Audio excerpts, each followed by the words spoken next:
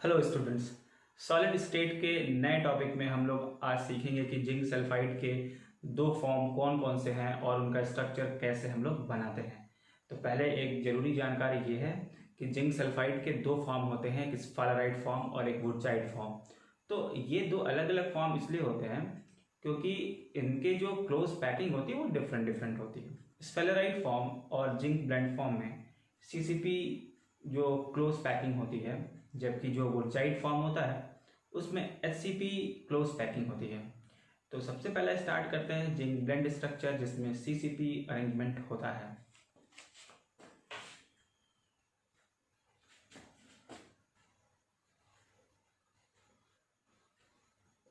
Zinc blende की संरचना, जिसमें जो पैकिंग है उसका नेचर कैसा है, सीसीपी। अब सीसीपी जब आ गया तो आपके सामने तो तुरंत आपको समझ में आता होगा, इसमें जो लेयरिंग होता है वो एबीसी टाइप का होता है। तो ये जो लेयर, ये जो पार्टिकल है वो ए लेयर का है।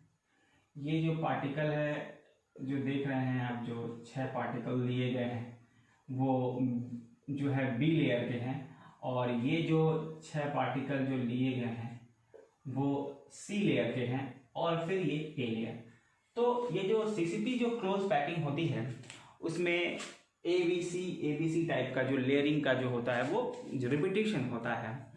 तो अब जो जिंक ब्लेंड का जो स्ट्रक्चर है उसमें जिंक ब्लेंड जो आयनिक क्रिस्टल है उसमें सीसीपी टाइप का जो अरेंजमेंट है, जो ये आप अरेंजमेंट देख रहे हैं उसके डिफरेंट डायमेंशन को आप देखेंगे, आप देख सकते हैं।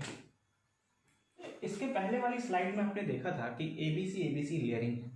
अब इस एबीसी जो पिछली वाली जो अरेंजमेंट था, अगर उसको डिफरेंट डायमेंशन से देखा जाए तो एक डिफरेंट स्ट्रक्चर हम लोग को देखने को मिलता है, और उस पैकिंग में जो यूनिट जो उसका फ्रैक्शन है वो एफसीसी यूनिट सेल का है।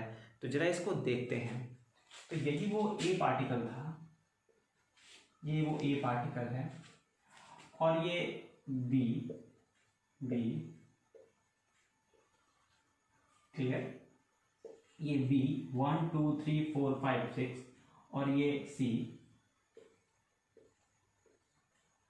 और जब इन पार्टिकल्स को एक साथ जब जोड़ा गया है तो एक एफसीसी टाइप का यूनिट सेल हमको देखने को मिला है, जिसमें आप देखेंगे कि ये कॉर्नर, यह भी एक कॉर्नर पर है, ये कॉर्नर पर है, ये पार्टिकल भी कॉर्नर पर है, ये भी पार्टिकल कॉर्नर पर, और ये पार्टिकल जो है वो फेस पर, ये पार्टिकल भी फेस पर, और ये कॉर्नर पर आपको दिख ही रहा है, ये भी फेस पर है, ये वाला पार्टिकल भी फेस पर है, और ये पार्टिकल भी फेस पर है, ये पार्टिकल भी फेस पर है। तो आप देख पा रहे हो कि जो सीसीपी जो अरेंजमेंट था और उसको जब हम लोग डिफरेंट डायमेंशन से देखे हैं तो उसका जो यूनिट सेल निकल करके आया है वो एफसीसी टाइप का है। तो सीसीपी जो लेयरिंग होती है, जो अरेंजमेंट होता है, उसका जो यूनिट सेल होता है वह एफसीसी टाइप का होता है। अब हम लोग बात कर रहे थे जिंक ब्लेंड के स्ट्रक्चर की, जिसमें क्यूबिक क्लोज पैकिंग होता था, और क्यूबिक क्लोज पैकिंग का यूनिट सेल हमको देखने को मिल रहा है क्या, एफसीसी मिल रहा है। तो अब हम लोग को स्ट्रक्चर में मेन जानना क्या है, हमको जानना ये है कि हमारा जो आयनिक सॉलिड का जो कंस्टिट्यूएंट है एनायन और कैटायन, उसमें एनायन पैकिंग में पार्टिसिपेट कर रहा है कि कैटायन वाइड में कौन जा रहा है, कोऑर्डिनेशन नंबर क्या है, particle in per unit cell कितने हैं, यही हमको काउंट करना है। तो आइए स्टार्ट करते हैं कि इस एफसीसी यूनिट सेल में हमारा जो कैटायन है वो ऑक्टाहेड्रल वाइड में जा रहा है कि टेट्राहेड्रल वाइड में जा रहा है, क्योंकि एफसीसी यूनिट सेल में दो ही वाइड पॉसिबल हैं, एक ऑक्टाहेड्रल वाइड और दूसरा टेट्राहेड्रल वाइड।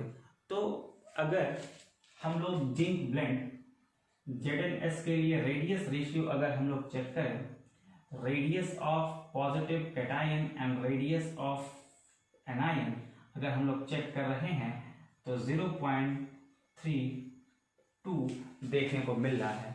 और 0.32 जो ये जो रेडियस रेशियो है, अगर आप ध्यान दें तो यह जो एक 0.225 और 0.414 के रेंज का है।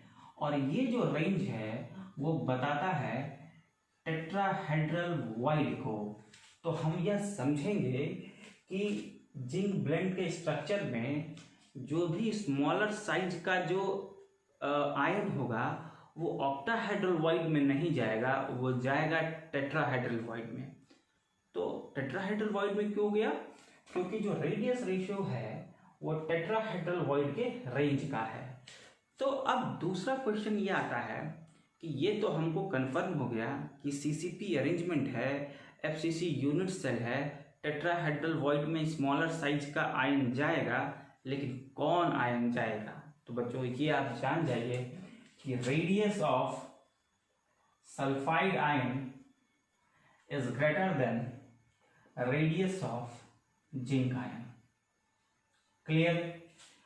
अब जैसे ही आपको रेडियस की जानकारी मिली तो तुरंत आपका माइंड जो है वो ब्लिंक कर गया होगा, क्लिक कर गया होगा कि जो स्मॉलर साइज का जो कैटायन है वो कहाँ जाएगा?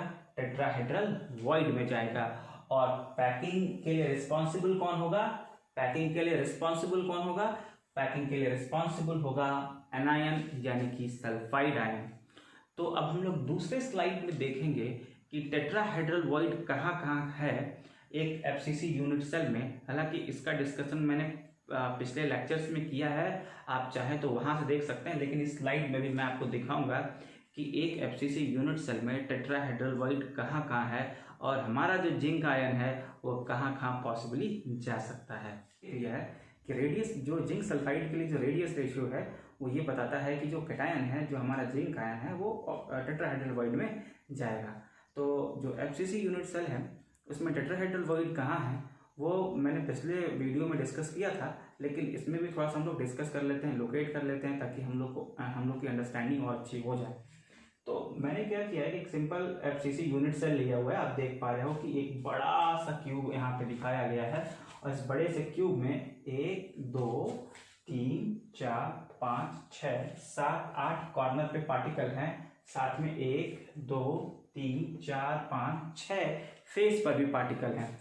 तो हम लोग को ये देखना है कि जो पार्टिकल्स हैं उनको एक दूसरे से जोड़ने पर हमको 8 छोटे छोटे यूनिट सेल देखने को मिल रहे हैं, बहुत स्मॉल यूनिट सेल देखने को मिल रहे हैं। तो आइए देखें कि ये स्मॉल यूनिट सेल में एक टेट्राहेड्रल वॉइड कहाँ पर है। तो अगर आप ध्यान से इसको देखो, ये मैंने मिटा दिया ताकि मैं एक सामने वाले को छोटे से यूनिट सेल को मैं दिखा पाऊँ आपको। तो ये मैंने मिटा दिया, जितने भी अननेसेसरी लाइंस थी क्लियर मैं आपको दिखा सकूं।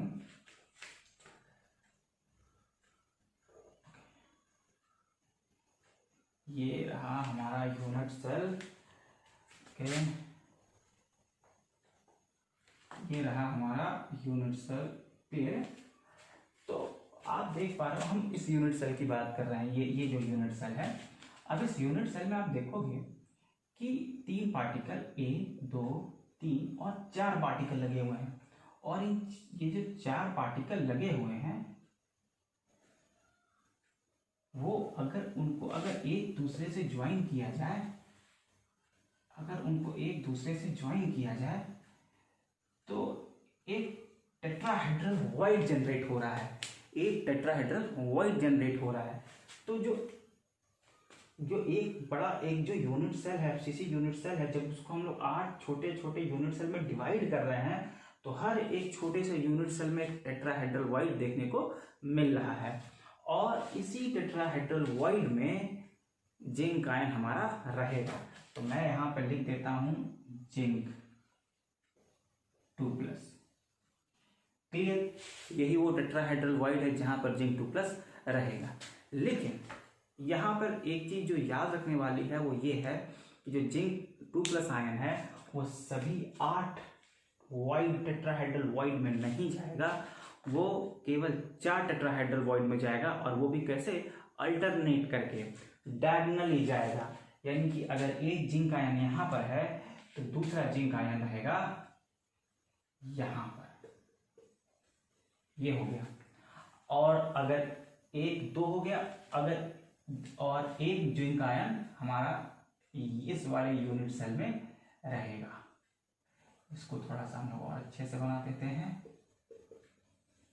और ठीक इसके डायगोनल पर ये यहाँ पर इस नीचे वाले यूनिट सेल पर रहेगा। तो आप देख पा रहे हो जो 8 टेट्राहेड्रल वॉइड है, उन 8 में हमारा जिंक आयन नहीं जा रहा है, वो जा कहाँ रहा है, केवल 4 में जा रहा है। और देखिए तो जिंक ब्लेंड स्ट्रक्चर में हम लोगों ने देख लिया कि जिंक ब्लेंड जो स्ट्रक्चर है उसमें क्यूबिक क्लोज पैकिंग होती है, और क्यूबिक क्लोज पैकिंग का जो यूनिट पार्ट है वो एफसीसी यूनिट सेल है। और एफसीसी यूनिट सेल में जिंक सल्फाइड का जो सल्फाइड आयन है वो जो कि बड़ा है, इसलिए एफसीसी के जो कॉर्नर और फेसेस पे सल्फाइड आयन होगा, और जिंक आयन जो होगा वो टेट्राहेड्रल वॉइड में होगा। टेट्राहेड्रल वॉइड में इसीलिए होगा क्योंकि रेडियस रेशियो जो है जिंक सल्फाइड के लिए वो टेट्राहेड्रल वॉइड के रेंज का है। तो अगला टॉपिक इसमें होगा कोऑर्डिनेशन नंबर चेक करना, कि चलिए देखते हैं कि कोऑर्डिनेशन नंबर हमारे जिंक आयन का कितना है। तो जिंक आयन का कोऑर्डिनेशन नंबर इजीली आप लोग देख सकते हैं कि ये 4 सल्फाइड आयन से जो है वो कोऑर्डिनेटेड है, कांटेक्ट में है, इसलिए जिंक 2+ आयन का जो कोऑर्डिनेशन नंबर होगा वो कितना होगा, 4 होगा। गुड। तो कोऑर्डिनेशन नंबर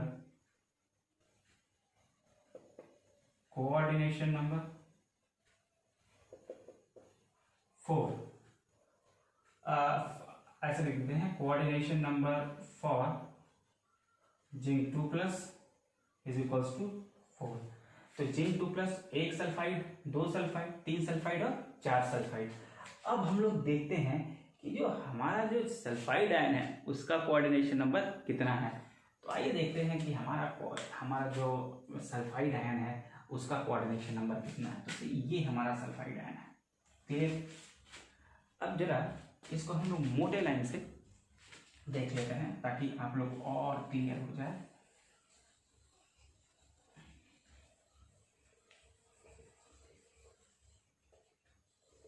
ये हमारा सल्फाइड आयन है, क्लियर है।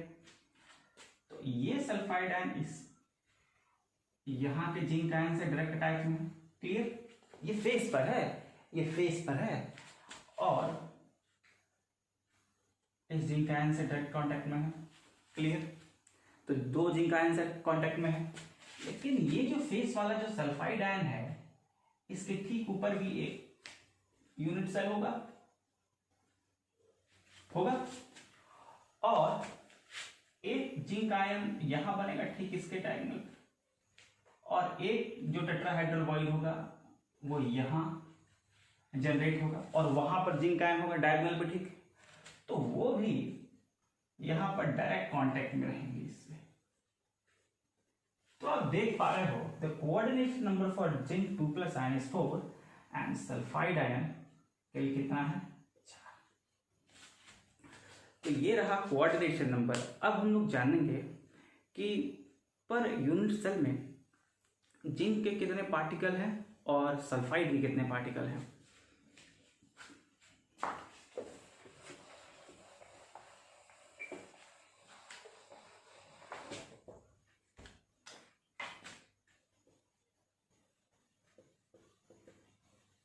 Particle per unit cell. अब चूंकि अभी हम लोग इससे पहले डिस्कस कर चुके हैं कि जो हमारा जो सल्फाइड आयन है वो कहाँ लगा हुआ है। वो सल्फाइड आयन को अगर देखें तो 8 कॉर्नर्स पर है, गुड, और 6 फेसेस पर है।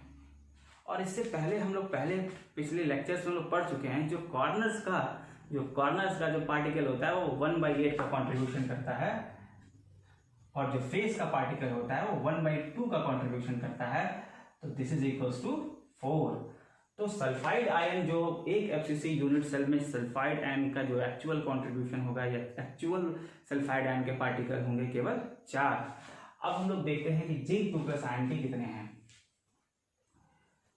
तो जिंक 2+ आयन के लिए होंगे, जिंक 2+ आयन में क्या है कि एक यूनिट सेल, एक एफसीसी यूनिट सेल में अगर हम लोग सिंपली अगर देखें और इजिली अप्रोच करें तो जो वाइड जो टेट्राहेड्रल वाइड का जो नंबर होगा, जो टेट्राहेड्रल वाइड का जो नंबर होता है वो 2 × n लिखा जाता है और n = कितना है 4 है। पार्टिकल जो पैकिंग में पार्टिसिपेट करते हैं उनके नंबर को हम लोग कैपिटल N से रिप्रेजेंट करते हैं। तो ये हो गया 8। लेकिन फिर यहाँ पे एक क्लाइमेक्स ये कहता है कि जो हमारा जो जिंक आयन है वो सभी टेट्राहेड्रल वाइड में नहीं जाता है, वो अल्टरनेट टेट्राहेड्रल वाइड में जाता है। तो अल्टरनेट टेट्राहेड्रल वाइड में जाएगा तो टोटल जिंक आइटम जो होगा, जिंक आयन जो होगा वो एक एफसीसी यूनिट सेल में उसका नंबर कितना होगा 4 होगा। तो particle per unit cell sulphide ion कितना होगा 4 होगा और जिंक 2+ आयन कितना होगा 4 होगा।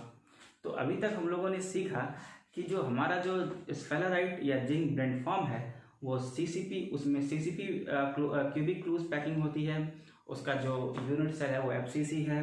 हमारा जो जिंक सल्फाइड की जो रेडियस रेशियो है उसकी वैल्यू 0.39 है, जो बताता है कि हमारा जो कैटायन होगा, जो स्मॉलर साइज का जो आयन होगा वो टेट्राहेड्रल वॉइड में जाएगा और टेट्राहेड्रल वॉइड में अल्टरनेट जाएगा। ये अल्टरनेट जाना ये रेडियस रेशियो नहीं बताता है, ये इस क्रिस्टल की अपनी एक प्रॉपर्टी है। और हमने देखा कि कोऑर्डिनेशन नंबर 4 है सल्फाइड आयन के लिए भी और जिंक आयन के लिए भी। हमने देखा कि पार्टिकल पर यूनिट कितने हैं, सल्फाइड आयन भी 4 पार्टिकल है और जिंक आयन भी 4 है। तो ये रहा वुडजाइड फॉर्म। अगले लेक्चर में स्फेलेराइट जिंक ब्लेंड फॉर्म, अगले लेक्चर में हम लोग सीखेंगे कि वुडजाइड फॉर्म क्या है। Thank you.